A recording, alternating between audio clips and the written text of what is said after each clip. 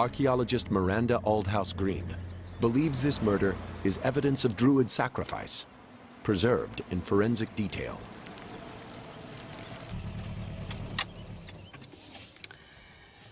So this is where this man was found 20 years ago. And he was found quite by accident during peat cutting.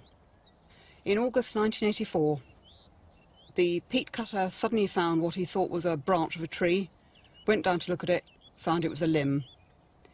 He thought it looked suspicious, and the police were called. It was clearly part of a human body.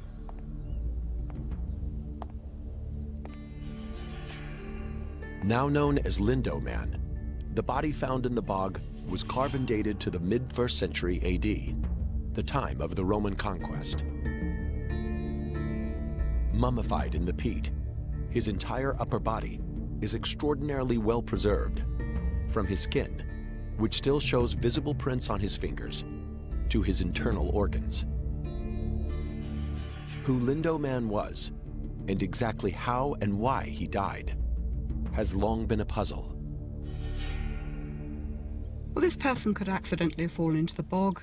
He might have been the victim of a mugging. But the forensic evidence suggests to me that he was a victim of a systematic killing. We've got blows to the head, we've got a throat cutting, and to top it off, we've got a garrote. So this poor person seems to have been hit at least twice on the head, hard enough to shatter the skull, but not to kill him outright. Then you've got a rope tightened round his neck, and at the moment where the neck was constricted, the throat was cut, which would cause an enormous fountain of blood to rise up from the cut throat, all adding to the performance, the theatre of the thing. Was the death of Lindo Man a ritual sacrifice at the hands of Druids? If so, his threefold murder, bludgeoned, strangled, and slashed across the throat, is the most detailed evidence yet of how a Druid human sacrifice may have taken place. And another clue was found in Lindo Man's gut: mistletoe pollen. There were 4 pollen grains of mistletoe. And we know that mistletoe is highly significant for the Druids because we have Pliny's testimony saying that the Druids cut down mistletoe using a golden sickle from a sacred oak tree. So we can nail mistletoe and associate mistletoe with Lindo and therefore with the Druids.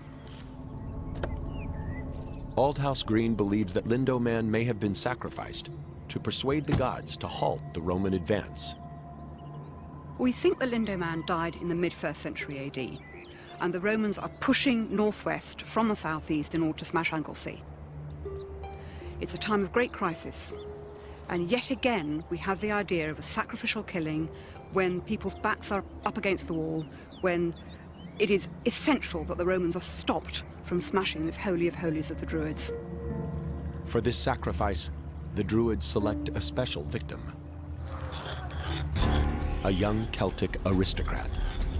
We know from the forensic evidence studying the body of Lindo Man that he was of high status, his fingernails were manicured, he was neatly shaved, he was in the prime of life. He'd been groomed for this. There would have been scouts in the southeast warning people in the northwest that this was coming, the legions were coming, something had to be done to stop them in their tracks. And what better way than sacrificing a high-status nobleman?